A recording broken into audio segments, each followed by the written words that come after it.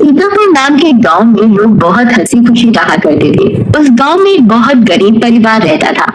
उस परिवार में मोहन, उसकी बीवी लता और उनका 8 साल का बेटा चीकू रहते थे। मोहन को पीने की बहुत बुरी आदत थी। वो सुबह शाम बस शराब पीता और जुआ खेलता रहता था। मोहन की एक छोटी सी किराने की दुकान थी। मोहन कभी भी उस दुकान को ठीक तरीके से नहीं चलाता था और जितना भी थोड़ा बहुत उस दुकान से कमाता था वो सारी कमाई शराब पीने और जुआ खेलने में उड़ा देता था। वो रोज शराब पीकर लता को मारता था और उसे घर चलाने के लिए कोई पैसे नहीं देता था।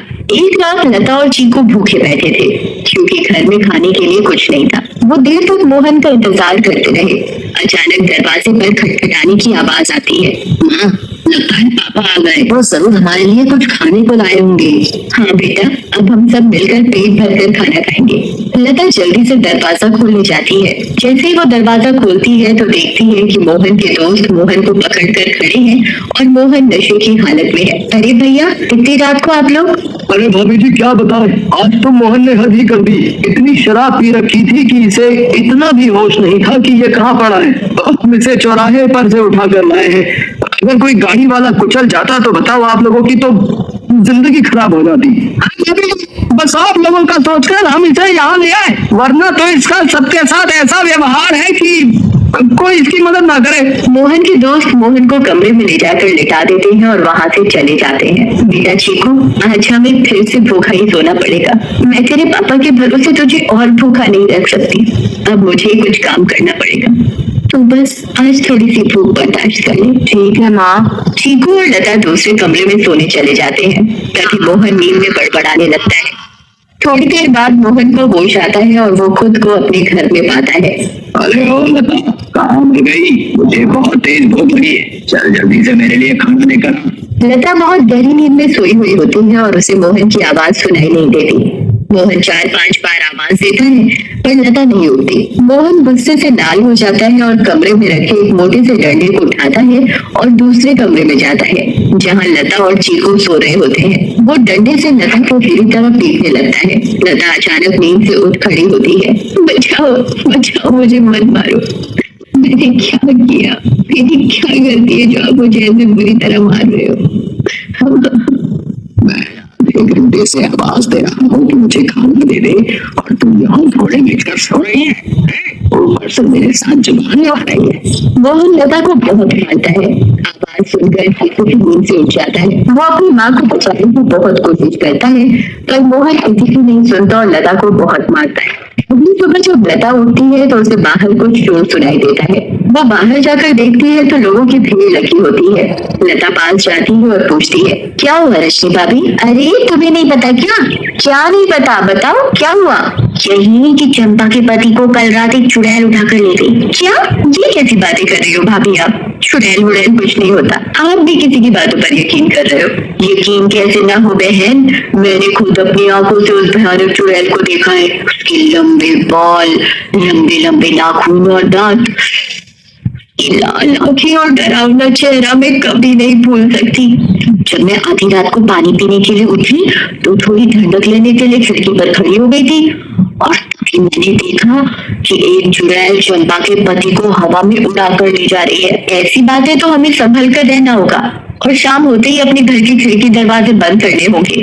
बिल्कुल सही कहा लता भाभी आपने। सब अपने घर चले जाते हैं। लता भी काम ढूंढने निकल पड़ती है। वो घर घर जाकर काम मांगती है पर उसे कहीं काम नहीं मिलता। अंधेरा होने लगता है और आखिर में उसे सरपंच मिलता है। क्या हुआ लता?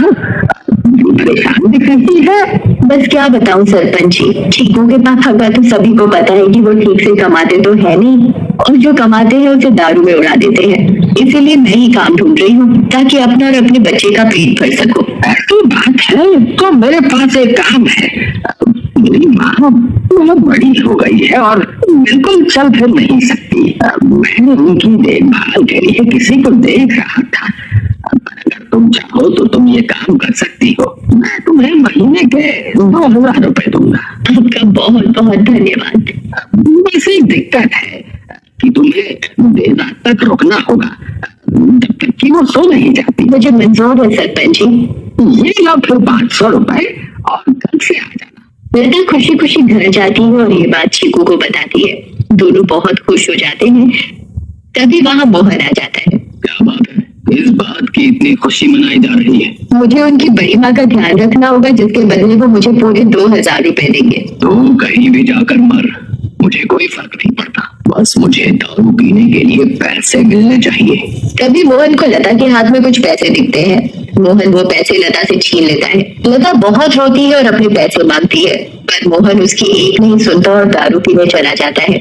लता उन पैसों में से कुछ पैसे अपने पल्लू में पहले से ही बांध लेती है, जिसका वो घर का राशन ले आती है। उस दिन लता और चीकू पेट भरकर खाना खाते हैं, चैन की नींद सोते हैं। दूसरी ओर चुड़ैल का आतंक शुरू हो जाता है। वो आसमान से आती है और गांव वालों के घरों के ऊपर उड़ती रहती है।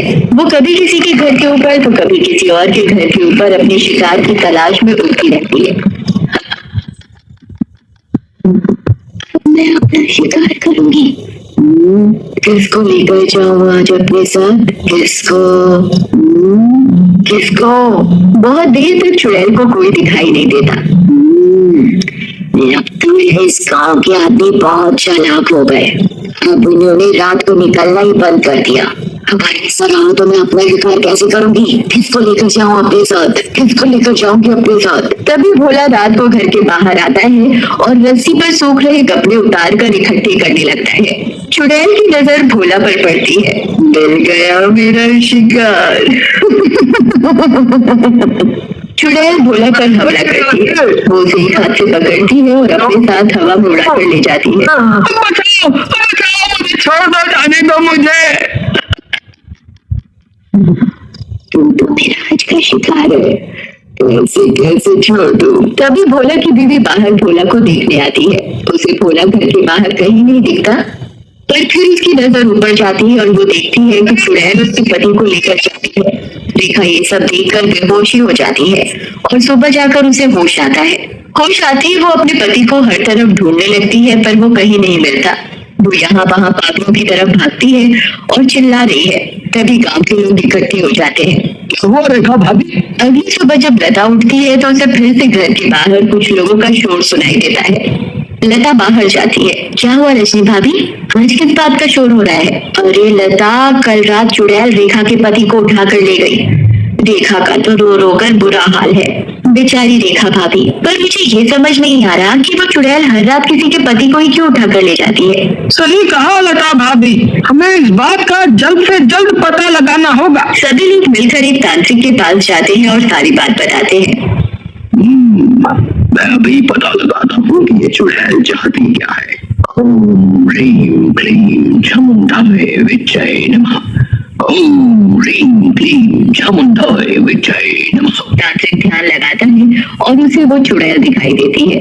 ये कोई साधारण चुड़ैल नहीं है, बहुत खतरनाक चुड़ैल है। इसे कब्जे में करना या खत्म करना मेरे बस की बात नहीं। पर हाँ, एक बात मुझे पता चली है, ये बस आदमियों को ही नुकसान पहुंचाती है। इससे औरतों या बच्चों को कोई खतरा नहीं और इसकी शक्तियां रात को ही काम करती है। दिन में ये हम लोगों की तरह एक मामूली इंसान जैसी बन जाती है। बस अपनी तांत्रिक विद्या से इतना ही पता लगा पाया हूँ। सब लोग अपने अपने घर चलने लगते हैं। तभी लता बोलती है, मेरे पास एक सुझाव है, अगर वो काम कर जाए तो। वैसे आप लोग मेरी बात सुनकर हंसेंगे, पर इसके अलावा कोई और तरीका नहीं दिख रहा इस चुड़ैल से बचने का। भाभी आप बताओ तो सही, पता चला अगला नंबर मेरा ही है। मैं नहीं चाहता। अंधेरा होने के बाद अगर सभी आदमी औरतों का भेष बनाकर रहे तो वो चुड़ैल किसी भी आदमी को औरत समझकर नहीं निकल जाएगी। लता की बात सुनकर सब हंसने लगते हैं, पर बाद में सबको लता का ये सुझाव सही लगता है और सब अपने अपने घर चले जाते हैं। लता भी अपने घर चली जाती है। वो मैं कह रही थी कि गांव में चुड़ैल का आतंक बहुत बढ़ रहा है। वो हर रात एक आदमी को ले जाती है। तो गांव वालों ने तय किया कि सब आदमी अंधेरा होते ही औरतों के कपड़े पहन लेंगे ताकि वो चुड़ैल उन्हें औरत समझकर छोड़ दे। मेरा दिमाग तो ठिकाने है या पागल मोहन लता की एक नहीं सुनता और चला जाता है। लता भी सरपंच के घर उनकी माँ की देखभाल के लिए चली जाती है। लता का पूरा दिन बहुत अच्छे से निकलता है। फिर रात हो जाती है और लता अपने घर के लिए निकल पड़ती है। दूसरी ओर गांव के सभी आदमी अंधेरा होते ही औरतों का भेष बना लेते हैं। लता जब अपने घर वापस जा रही होती है तो उसे आसमान से चुड़ैल आती दिखती है। लता बहुत डर जाती है और पेड़ के पीछे छुप जाती है। वहां से मोहन गुजरना होता है। हे भगवान, अब मैं क्या करूं? अब तो ये चुड़ैल इनको ले जाएगी, मैं इनको कैसे बचाऊं? मुझे मेरा शिकार। चुड़ैल उड़कर मोहन को पकड़ लेती है। बचाओ बचाओ, चुड़ैल मोहन को लेकर हवा में उड़ने लगती है। तभी लता दौड़ कर आती है, चुड़ैल का पैर पकड़ लेती है। चुड़ैल लता को देखकर वापस जमीन पर उतर जाती है। छोड़ मेरा पैर और ले जाने दे मुझे इस आदमी को, ये मेरा शिकार है। नहीं, मैं तुझे नहीं छोड़ूंगी, मैं तुझे अपने पति को नहीं ले जाने दूंगी, चाहे इसके बदले मुझे अपनी जान ही क्यों न देनी पड़े। चुड़ैल बहुत कोशिश करती है पर लता उस चुड़ैल के पैर को नहीं छोड़ती। छोड़ मेरा पैर, मेरी पायल टूट जाएगी। दूर है मेरी पायल से, मेरी पायल मेरी जान है। इस चुड़ैल को आखिर इतना क्यों प्यार है इस मामूली सी पायल से, और ये ऐसे क्यों बोल रही है? कहीं इस पायल में तो इसकी जान नहीं। मुझे इस पायल को तोड़ देना चाहिए। लता इस पायल को तोड़ देती है। चुड़ैल आग में जलने लगती है। ये तूने क्या किया? मेरी पायल में मेरी जान थी और तूने वही तोड़ दी। चुड़ैल उस आग में खत्म हो जाती है। मुझे माफ कर दो लता, मैंने हमेशा तुम्हें मारा पीटा और तुमने तो मेरी जान बचाई। उसके बाद से मोहन बदल जाता है। वो अच्छे से काम करता है और अपने परिवार का ध्यान रखता है और कभी शराब नहीं पीता। गांव वालों को भी उस चुड़ैल से हमेशा के लिए छुटकारा मिल जाता है और सब हंसी खुशी रहने लगते हैं।